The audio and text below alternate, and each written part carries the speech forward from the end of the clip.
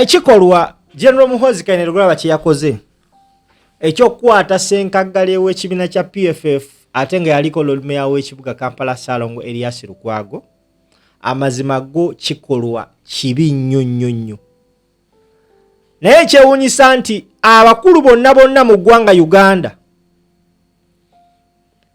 tebannavaayo kwogera ku nsonga eno, including Obwakabaka bwa Buganda. Abasajja abanene mu ggwanga Uganda tebannavaayo kwogera ku nsonga eno, ekimu ku biraga nti oba oliawo nabo batya banditwalibwa mu basement. Okumanya nga ekikola Muhoozi Kainerugaba kye yakoze kyabadde kibi, n'omu ku basajja abasinga omuwolereza amanyikibwa nga Daudi Kabanda yabuuziddwako bannamawulire n'agaana okwogera ku nsonga y'okukwatibwa kwa Erias Lukwago ng'eyamukutte ye General Muhoozi Kainerugaba. Atulaba ku mukutu amannya Bampita Kali Lugambo Promax Simple MC. Watch this video. Banga olita naba kutambula ate ne bagubba olumu nja kulindamu mulinda atambule nsaleko babiri ndi okengumuwe bwe mbambadde nindiriza kati so kiba kikulu nnyo okuddayo ne weereza n'olaba enzanya gy'obadde ozannyamu n'ogenda mu maaso okyasobola okudifendinga geno okukulakulira ekibiina kya PLO mudifendinga wadde mudifendinga bde nga buli kigwawo kyonna mu buli ngeri yonna defense esuubirwa kufaawo ewa abantu bangi naye nga batatekaleka bantu.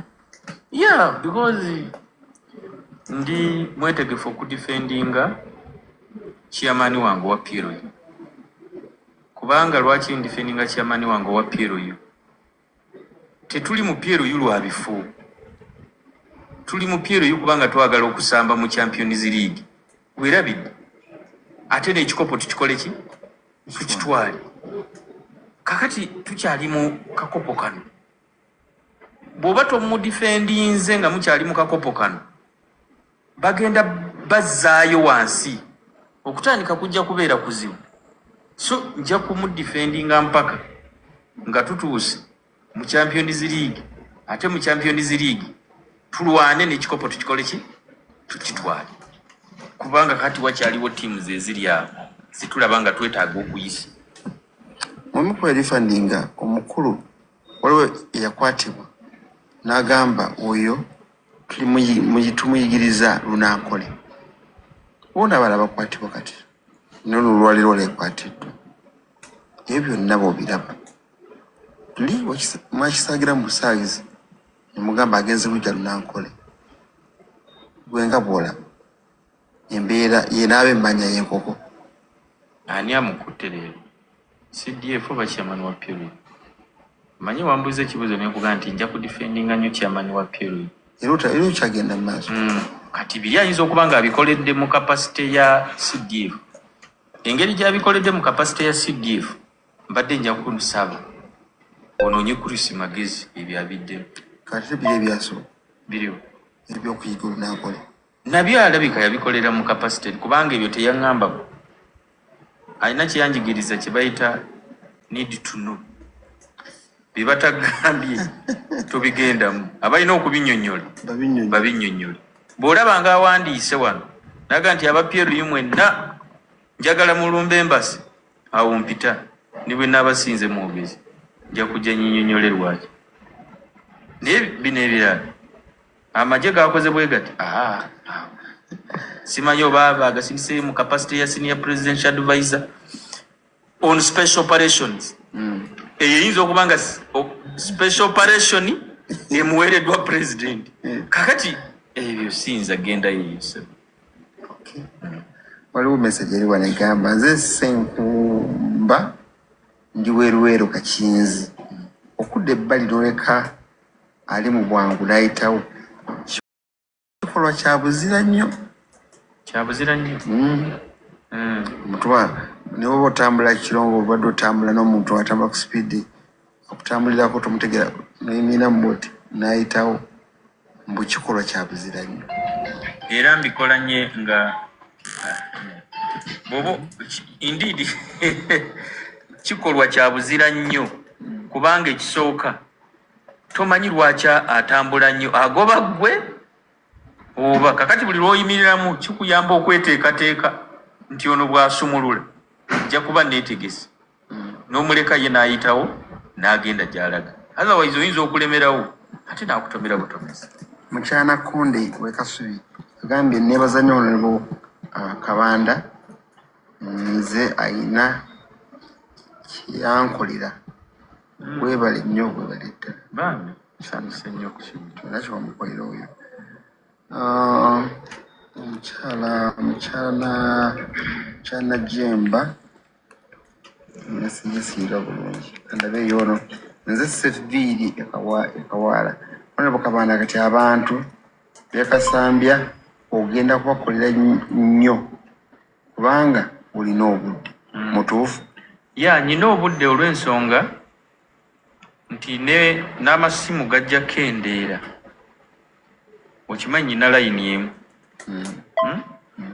kati layini eyo ebadde ekubwako ab'eggulu aba PLU, ebadde akubwako ab'e Germany aba PLU, ebadde ekubwako ab'e Kampala, ebadde ekubwako abaani bonna.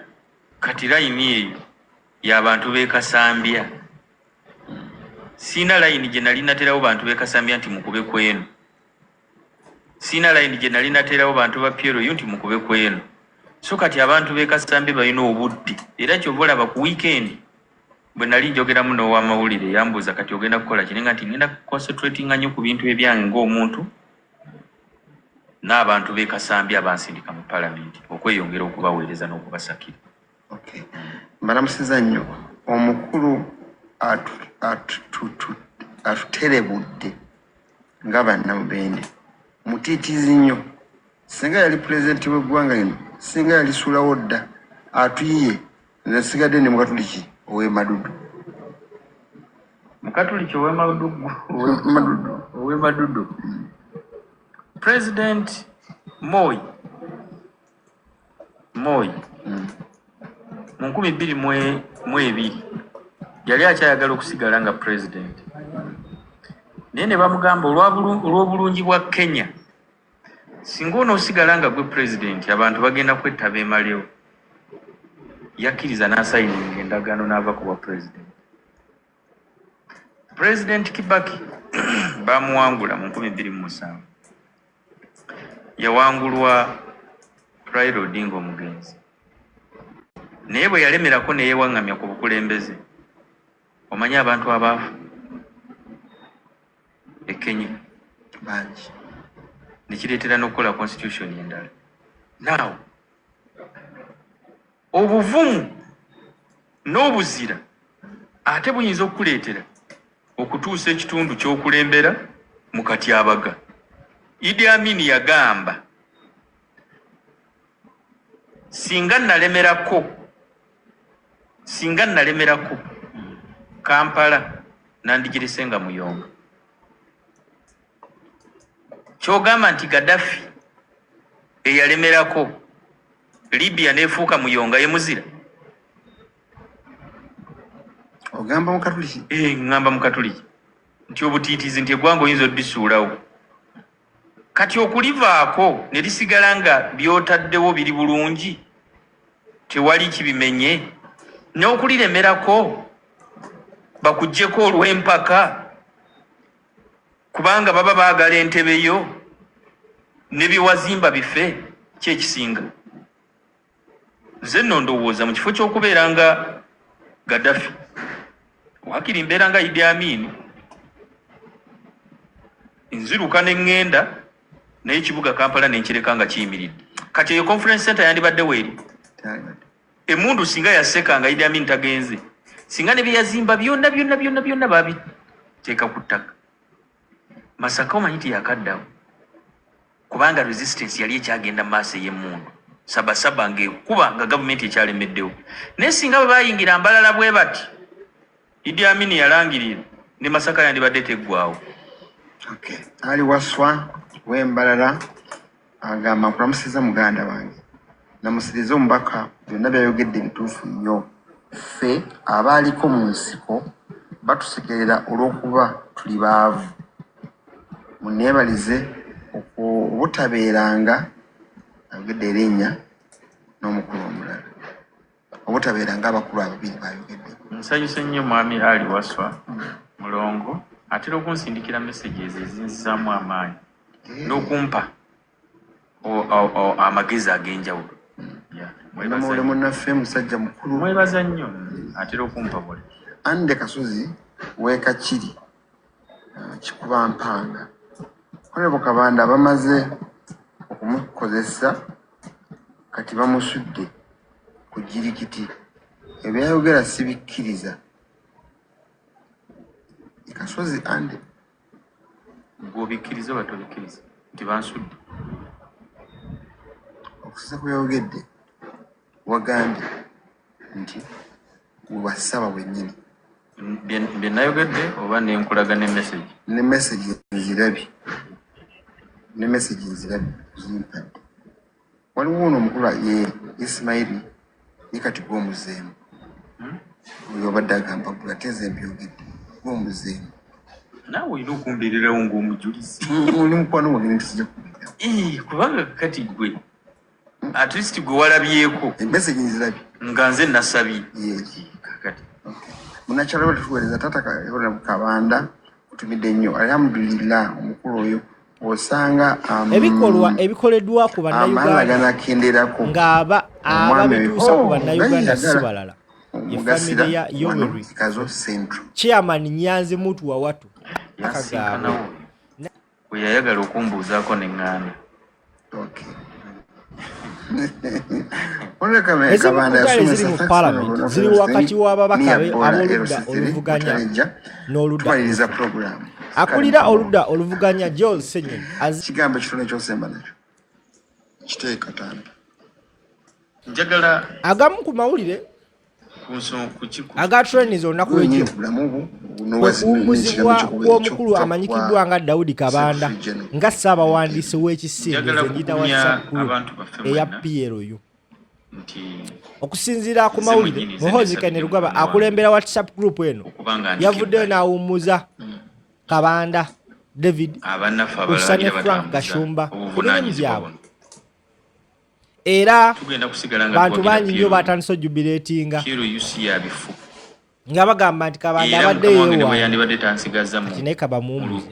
But of course mu bonna bonna waliwo abataasanyuse. Fulufiga avuddeyo n'akakasa eggwanga nti kubanga bangi nnyo abaggiddwa ku bifo ne mu NRM naye ne basigala mu kibiina ekye-NRM. So bawagire General Muhoozi, bawagire PLU, ebirungi biri mu Champions League wano tukyasamba Carabao. Honorable Kabanda yansomesa okwawula obuyinza n'omukwano. Mwana wa National Water yangambye bwati yakubidde weereza dda message. Mbeebaziza nnyo okutulukula programu eno n'abaddamu repeat egera okudda ku ssaawa 5 girayo bulungi. Kabanda w'ekitiibwa Kabanda leero kakasizza message zendabye wano nga yeyasabye yennyini ogamba nti omukulu agira amuwummuza asobole okuzanya mu ttiimu mu kikopo ekiddako kyayita ekyamaanyi.